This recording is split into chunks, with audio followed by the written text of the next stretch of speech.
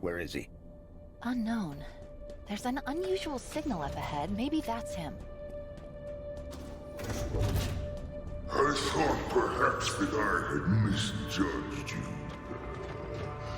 You would allow your cohort to die for the greater good. I pity you that I was correct. The House of Reckoning. Such an appropriate name. Many of your kind have entered this arena. None have left. Come, look upon my work. Understand why we won. Halo Infinite walkthrough. This is... I forgot the name of the level already. I think it's the House of Reckoning. I think that's where we're at. So if we notice, we're going to be put through a gauntlet, and there's kind of a strategic setups of different battlefields that the Banished seem to have used to defeat the humans so easily at the beginning of the game. And we get to fight inside of these battlefields too, although they don't really look like real training arenas because that's pretty small right there. That seems like it's pretty, like it's not a very large area to actually train a whole bunch of troops, but I'm sure just the mental concepts got through. I don't know what I'm talking about, I'm making it up. But right now, we get to look around the arena and there's a whole bunch of audio logs, of course. There's going to be guns, weapons, boxes, and this should just be a hint as to what's to come. And the second that you pick up a weapon, the battle is going to start. And that was kind of annoying to me because we're on Legendary and it's really easy to die super fast. So thankfully, we can get the battle rifle back because there's one of these two. There's some rockets and other things around here. But anyway, like I said, once you pick up a weapon, usually it's going to start pretty quick. And the enemies are going to start pouring in. So being on Legendary, it's not a good idea to be sitting in the middle where I am right here, but the first enemies that they're going to send at us aren't going to be super difficult. They're mostly going to be grunts, maybe some brutes and elites. Nothing we really need to worry too much about, and they get a checkpoint even though I'm in the middle of battle, because that's just how Halo checkpoints work. And we're probably going to be spending most of our time actually hanging out around the back side of the arena, or maybe it's the entrance. Whatever. What I mean to say is backed up against a wall. That's kind of how I solved the fights here. And you do want to keep track of the needlers. They are going to be helpful because I think we get hunters in this section, or if it's not here, then we'll get them later on, and the needlers are going to be really helpful for taking them out. And yeah, let's just take a look around for more enemies. Like I said, the first waves aren't going to be too difficult, so we're going to have to do, I think, 3 areas like this one, maybe just 2. It might just be 2 with regular enemies and then one of them's a boss. I think it's just 2, but there are 3 of these areas that we're going to have to do for the House of Reckoning, and then it's almost going to be just like a big old boss gauntlet from the end of this level nearly to the end of the game. There's still going to be regular enemy fighting, but we're going to be fighting a whole bunch of bosses in pretty quick manner soon here, so that's kind of cool. Some of the stories starting to come together. Finally, we finally get to see some of the villains that have been tormenting us for the whole game, and the game is getting somewhat near the end now. There's still a ways to go, a couple hours at least, but that's okay. So I'm kind of being a little cheeky here just because the grunts aren't super hard to kill, neither are those jackals anymore. And when you kind of learn just sort of how wonky the headshots on the battle rifle are, it's pretty easy to get a whole lot of headshots with them, and I almost died here to the grunts. I don't know how I didn't. That was a miracle. That was kind of cool. And thankfully there is battle rifle ammo, so I'm going to try to keep myself stocked up on that as much as possible. And then I'm going to run over here to this side, and I did die a couple of times in this level. Don't let my pristine editing jumps there fool you. I did die a couple of times, and it's just kind of how it goes. So if we come over to this side, we're going to notice there's a lot of these jackals. I don't know if I imagine they're called jackals. I just don't know what kind of jackals they are. And there's going to be a whole lot of those ones spawning around here, and they generally have needlers, and those needlers are so odd. I mean, sometimes it's like you can take a million needle shots and nothing happens to you, or sometimes they needle you for a couple of seconds and then you immediately die. So I don't really know I don't know, the needler in this game is insane. Sometimes it's extremely frustrating, and sometimes it's one of the greatest weapons ever. And that goes both ways. Sometimes the enemies will kill you pretty easily with it, and sometimes they don't kill you at all with it. That guy I missed kind of embarrassingly twice, but that's okay, he's dead. And now I'm going to be waiting for another checkpoint. I don't think I get one for a little bit, and that is kind of a trick. Maybe not a trick, but it is kind of an annoyance with the House of Reckoning, is that the checkpoints, far more than the rest of the game, feel a heck of a lot more random. And there's, like, right now I'm waiting on one because I killed like 10 enemies or something, and now there's all these shielded brutes spawning, and I'm just waiting on a checkpoint because I really don't want to die here. But we're going to take that guy out. I still have a pulse rifle for the shields, and he stood still, thankfully. And then we can try to take out some of the other brutes with the battle rifle headshots, and I'm going to... Maybe you're going over here. I thought maybe that guy died, but looks like he didn't. And I just cannot seem to headshot that guy. There we go.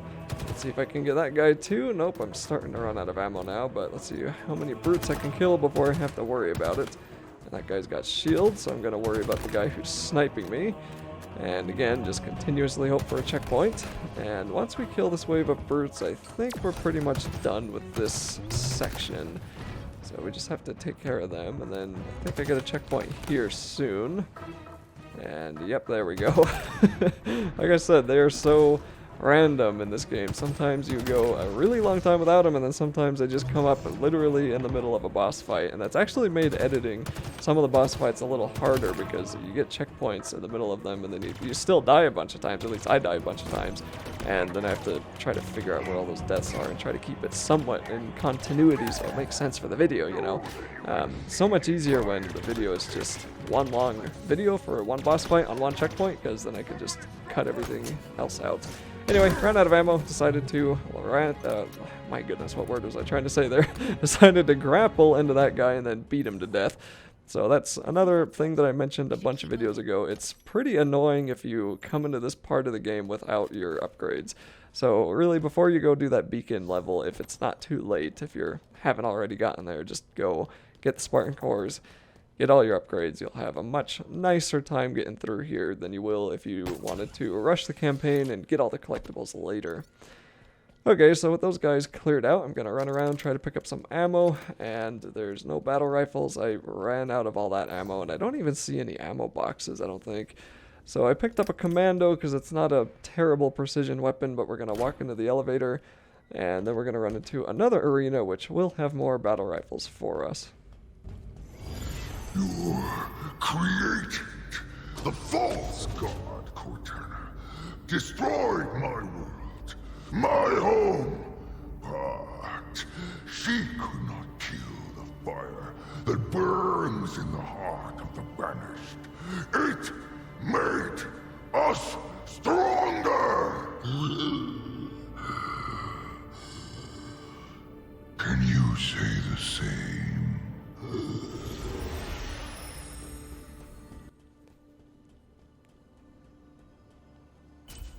Generally, I really do think that they did a great job telling the story in Halo Infinite. I love how the characters just kind of show up throughout the world, either through the holograms or talking to you directly sometimes, or just, you know, other ways that just make it feel way more real. Not nearly as many cutscenes. There's still cutscenes, of course, but not quite as like harsh cutscenes as other games have. Siege of Falconar. One settlement held out against my forces for 19 days. They fought well to the end, but their fate was sealed from the start.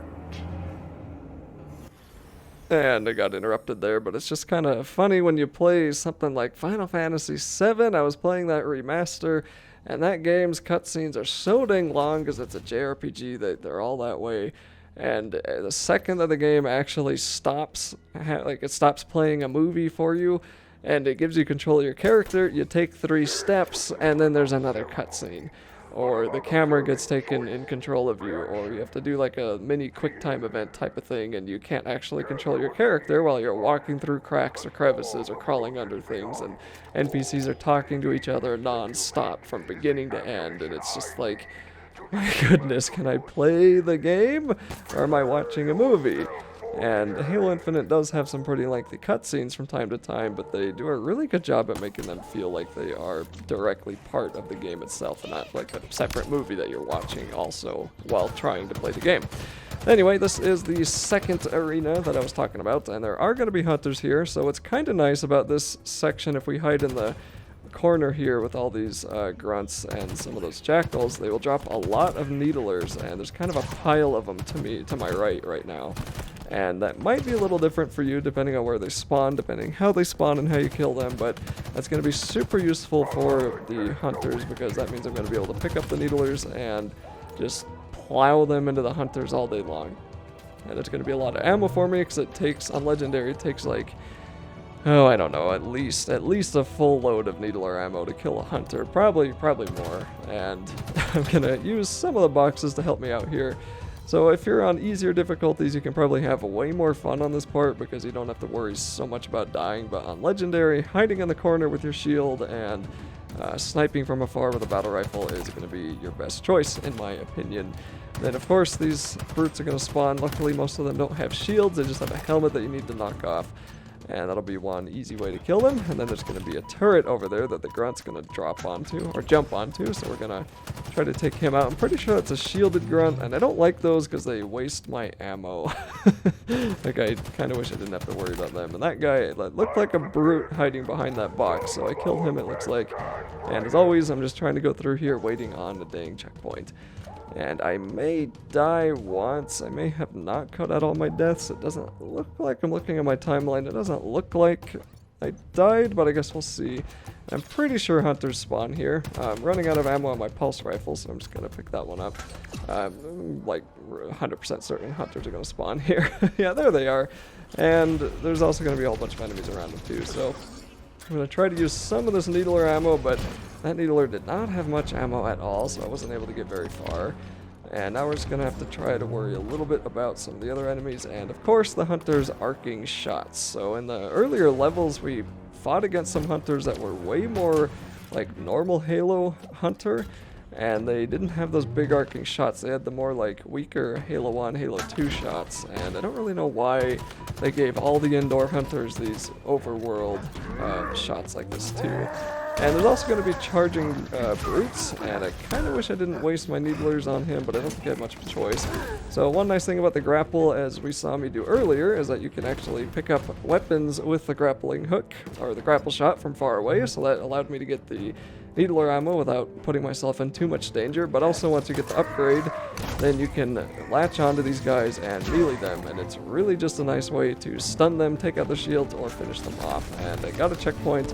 Now I think we just mostly have hunters to deal with. Now, as I said earlier, I killed all those enemies down here before, and all that nice needler ammo is piled up for me, ready to go. So there's going to be some grunts on the other side we're going to take care of. We don't want to die to a cheeky grunt, and then we're going to be a little patient and just try to kill these hunters as we see them. So the needler ammo, even though I am standing on quite a lot of it, it does not last forever, and that was kind of a waste of it. I'm just trying to be a little patient here and see if we can kill that stupid jackal. He's dead now, and now we can try to focus on the hunter. And I don't really know how much needler ammo you need to kill these guys, but looks like that's at least like 4 mags in that one. That's probably 5, and then the needlers are going away pretty quick.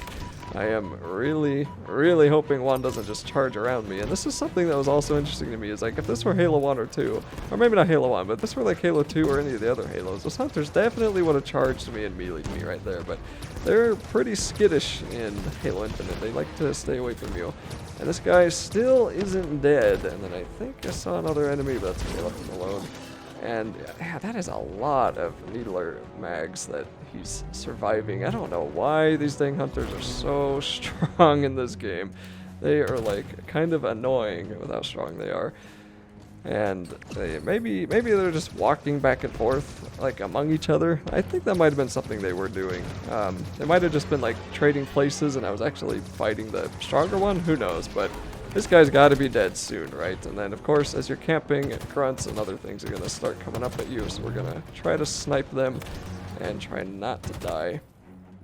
And there's still more needler ammo around the map if I need to get it, so I don't have to worry too much about it. And again, just so many grunts, so many enemies in this part. There he goes. Now he's finally charging me. And I'm trying to run away. Didn't really work how I wanted it to because I couldn't get up the stupid ramp there. So we ran back here, waiting for my shield to come back. Finally get a dang checkpoint. That took forever. And now we're going to try to kill more of these enemies because they are just everywhere. And it's really just, it's annoying when you're trying to fight tough enemies like hunters and the game just keeps sending little tiny pests at you the whole time, you know. I think I probably died a few times doing this. And then I think at long last there's both hunters dead, so I might have just been, yeah, they both died pretty close together, so I might have just been needling the strong one and then the weak one and then the strong one and then the weak one. They might have just been like swapping between each other. And then of course there's going to be more enemies on the stupid turrets and some jackals hiding away. Really just like, in my opinion, kind of an incredible amount of enemies. Almost too many enemies for this part. It's just like kind of pointless. I mean, I'm just sitting in a corner sniping them from afar. It's not like this meant much. And then that guy, for some reason, took like 3 hits and decided he immediately had to commit suicide. So I'm not sure what that was about. But anyway, we get the checkpoint, and that's all the enemies. And that is both of these regular enemy arenas. So the next one's going to be a whole bunch of bosses in the next video, and I'll see you then.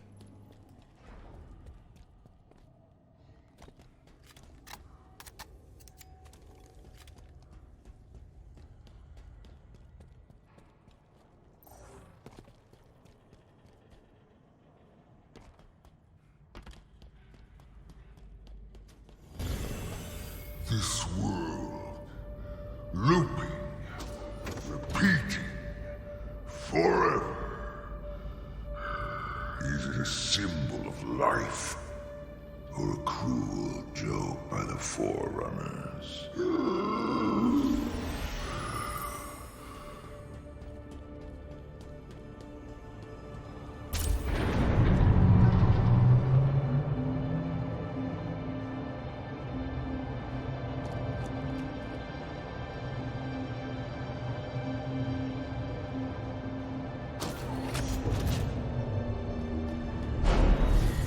You were there when we struck the Infinity.